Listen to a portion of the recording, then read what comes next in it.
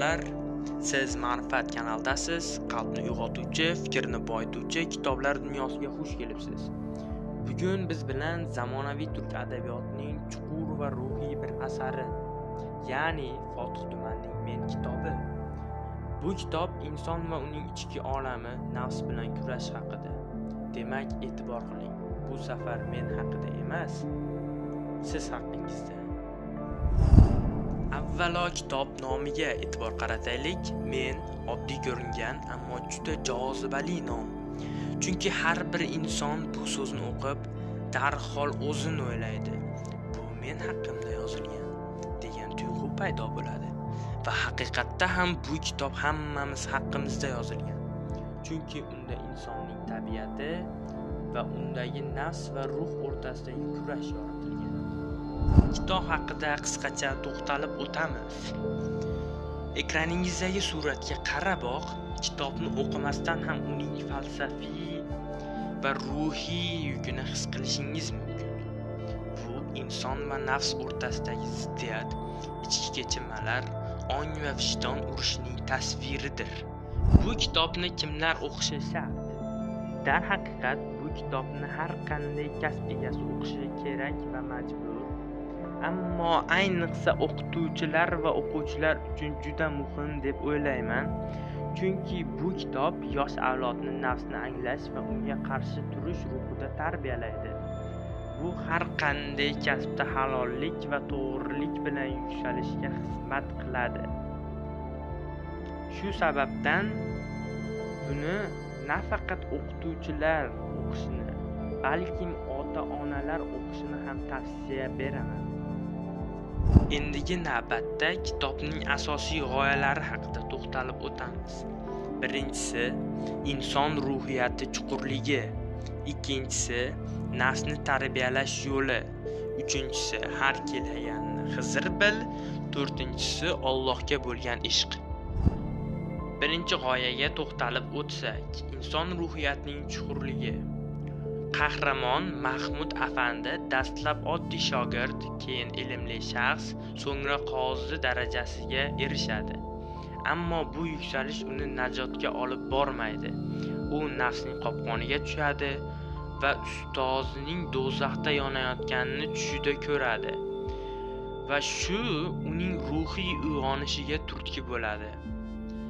Ruhiyat tobora chuqurlashib boraveradi. Oxir oqibat nafs va ruhiyat jang boshlaydi.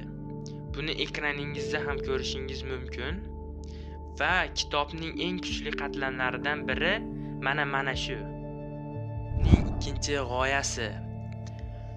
Mahmud afandi ustozini do'zaxda yonayotganini ko'rgandan so'ng u nafsni tarbiyalashni istaydi hamda bu yo'lda unga Uftoda ismli shayx yordam beradi. U qancha qiyinchiliklarga uchramasin, Uftodani izlab yo'lga chiqadi va Uftoda unga ro'za, sabr va oddiy amallar orqali nafsni zabt etish yo'llarini o'rgatadi. Ya'ni birinchi bo'lib u bozorda jigar sotadi, keyin tahoratxona tozalaydi va mansabdan voz kechadi va nafsga qarshi sabot ila kurashadi. U nafsga yoqmaydigan ishlarga ataylab kirishadi.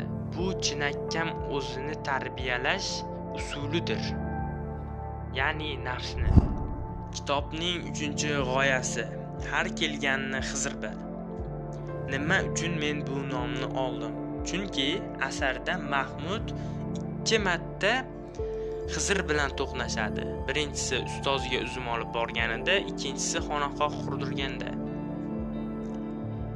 Birinchisiga to'xtalib o'tsak, ustoziga qanday uzum olib boradi? Bir kuni Uftoda, ya'ni uning shayxi, xutba o'qiyotgan paytida uzum yeyishni ko'ngli tusab qoladi.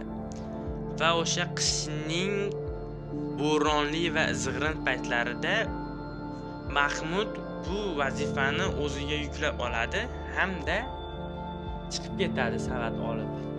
O'sha paytda u har bir bog'ni kesib chiqadi. lekin o'sha toklardan hech qaysi biridan uzum chiqmaydi. Biroq oxirgi qor ostida qolgan tokning tagida uzum bo'ladi. Va uzumni olib borayotgan paytida qor ko'chish xavfi ostida bo'lganligi uchun uni qor bosib qoladi. Va o'sha paytda unga Xizr kelib yordam beradi. Ammo u buni Xizrligini bilmaydi, chunki u uftodadek shayx deb o'ylaydi, faqatgina boshqa tog'dan. Shu sababli uni Xizrligini bilmay qoladi va ustoziga uzum olib borgandan so'ng uni Xizrligini biladi.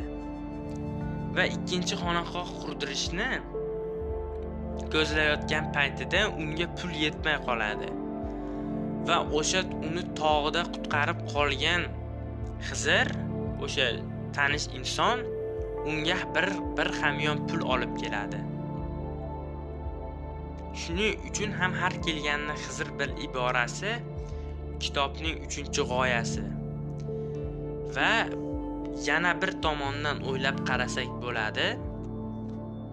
Har kelganini Xizr bil iborasi bu yerda hammaga ochiq ko'ngil bo'lish va kibrlanmaslikni bizga o'rgatadi.